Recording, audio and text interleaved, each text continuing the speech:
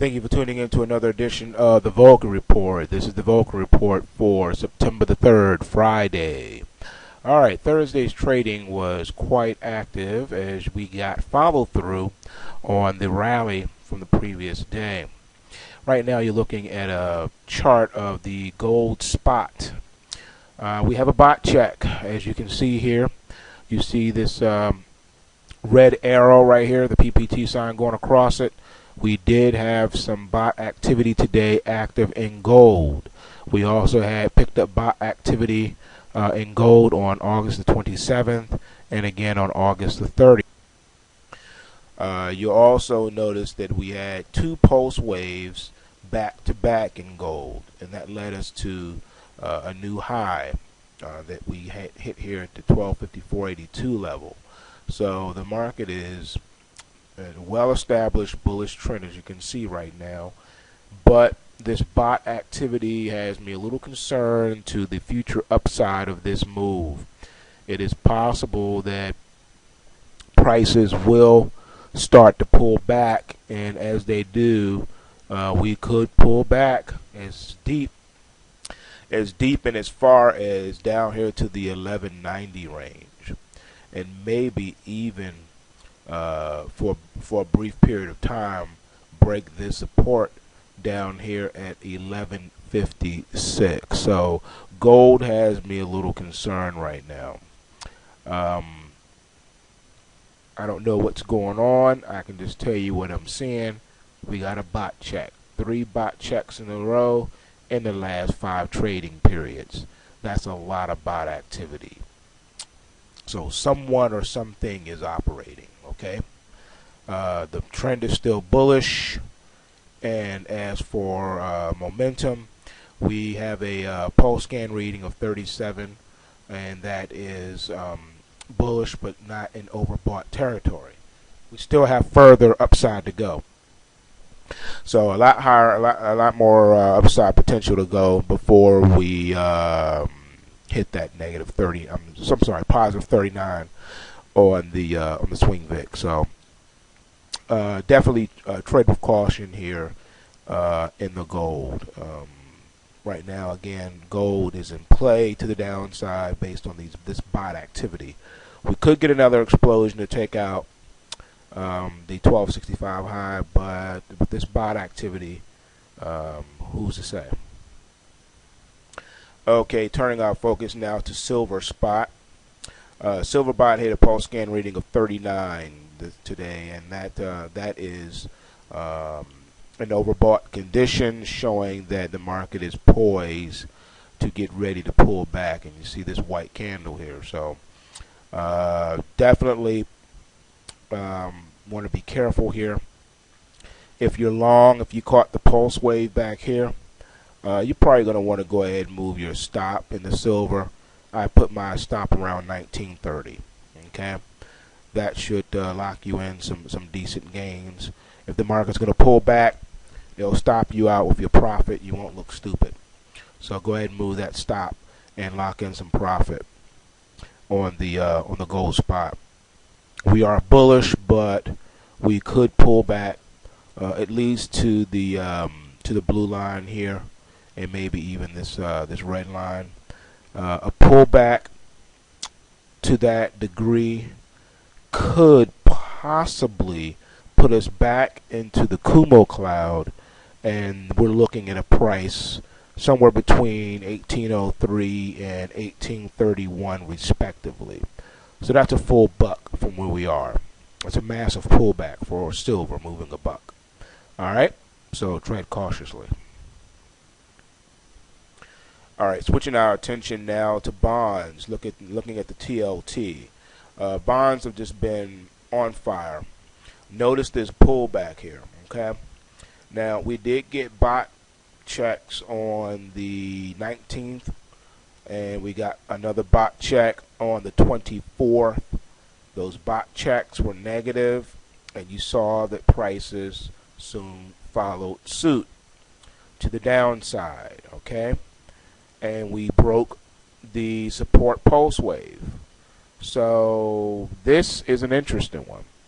Now, I don't know what some of your experience has been with this, but excuse me, a lot of brokers have the TLT on the do not short list, or make it so that you can't locate shares to short. So you're going to have to focus your attention on the TBT, or maybe some of the other securities out there. So what I would suggest, and again, this is just a suggestion, in order to capture this, since you're not going to be able to do anything with the TLT other than put options, because the government is operating in this particular market.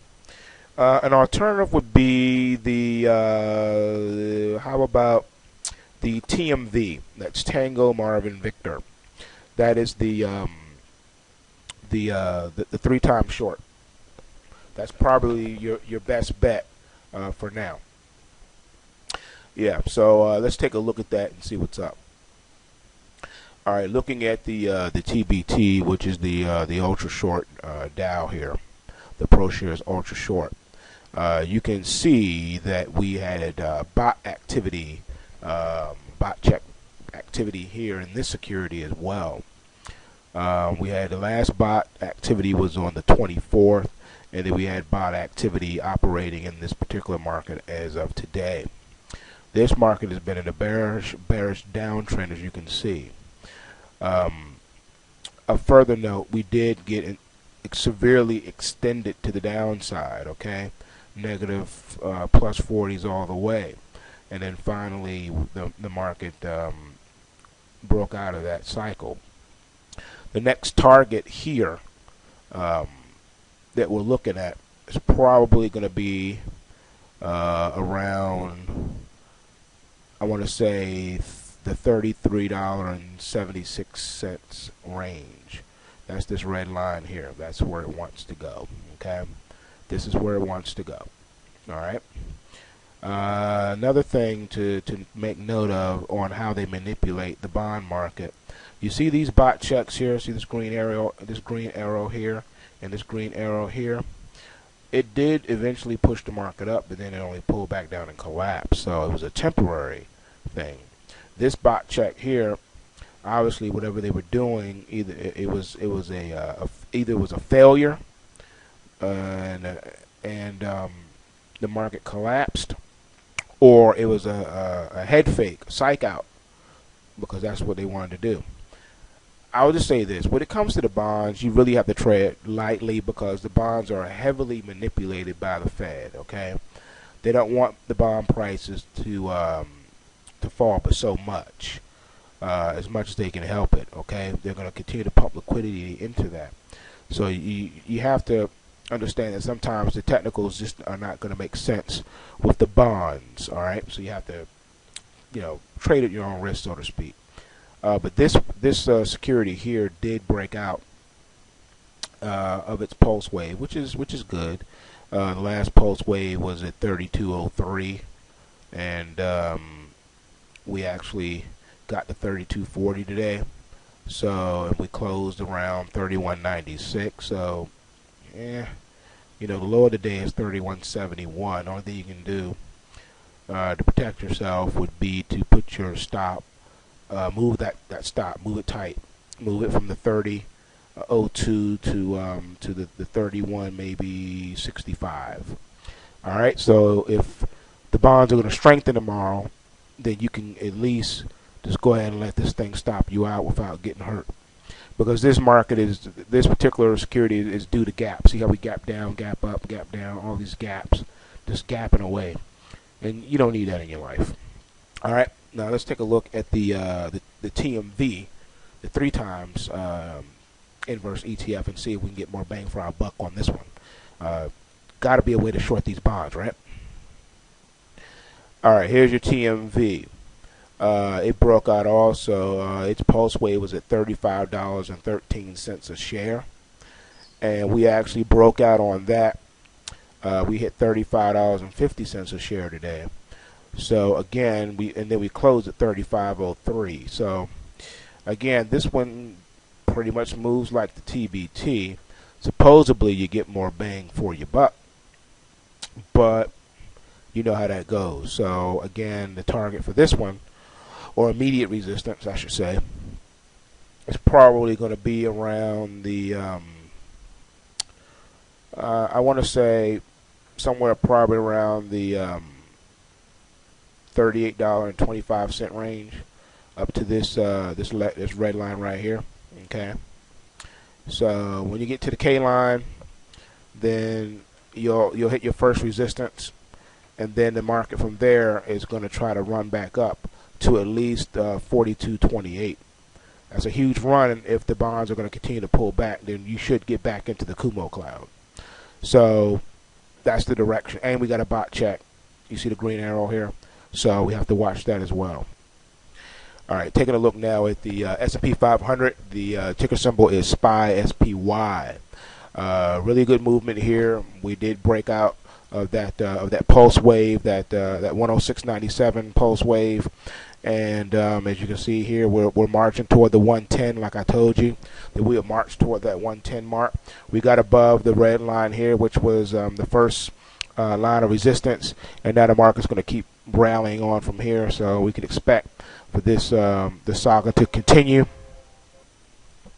Okay, one other thing I wanted to note here with the spider is that you see here down this corner we have a question mark.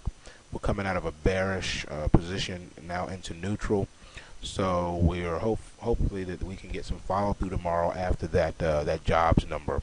Regardless of what it is, you're gonna want to move your stop to at least 108.45, somewhere around there. Okay, locking some profit there. There's no reason to give it back. All right, switching our attention now over to the Forex. Here's the euro. As you can see, the euro is neutral, neutral to bearish. I would say it's a bearish neutral. You see the orange line is below the black line. The blue line is also below the black line. That blue line is your econometric model line with the fundamental analysis. Fundamentals are bearish on the euro, and of course the orange line is your price line, or your price action pulse wave, and you can see that the pulse wave is also negative, so the trend is down. It is bearish, but it's neutral. It's a bearish neutral, meaning that we're trading in a consolidated fashion. We're not hitting any new lows. We're not trending. Okay, we're not taking out anything like that. As you can see, we hit a negative swing VIX on July the 22nd, but the market didn't do anything. Instead, it broke out. Then we hit a negative swing VIX on August the 9th, and the market collapsed, and it collapsed right through its pulse wave. So now what you see is we just broke out to the upside a little bit. You got a little sympathy rally in the euro to try to follow suit with the stock market, and basically what you're seeing right now is the euro, the Australian dollar, and the British pound trying to gain some legs and move in tandem with the stock market. So who knows? We may see another 200-300 pips in the euro. Something to watch. Okay, but you got to keep those stops, and you got to wait for the next pulse wave, because this one is already the train has left the station. All right, let's finish up with the yen here. A huge amount of bot activity, as I covered before in a prior video. This trend is bearish. The pulse wave is below this black line of market depth, and right now the bid to ask ratio is bullish, the market depth. So the fundamentals right now are more bullish than the actual trend is and the actual pulse wave. So fundamentals have not come in line with the technicals, and technically speaking, we are not oversold. We have a lot more potential downside to go before we say that. However, if the yen does turn, we'll see, but there's been just a tremendous amount of bot activity, and it's all been green, meaning some bidding, some strong bids being accumulated. So this thing could take off like a rocket. We'll have to wait and see. If it does, though, we're talking moving from 84 up to the 92 range. So you're talking just a huge run. So we'll have to really keep our eyes open for that. Right now, the weekly pulse wave to buy this is at 85.91. So we got quite a ways to go yet, but keep the ticket in, you know, until Friday's close. You got to keep the ticket in because you don't know if it's going to break out or not. All right. So I'll update you if the yen doesn't get filled by Friday, which it probably won't. You know, come next Tuesday, we'll see what happens. Okay.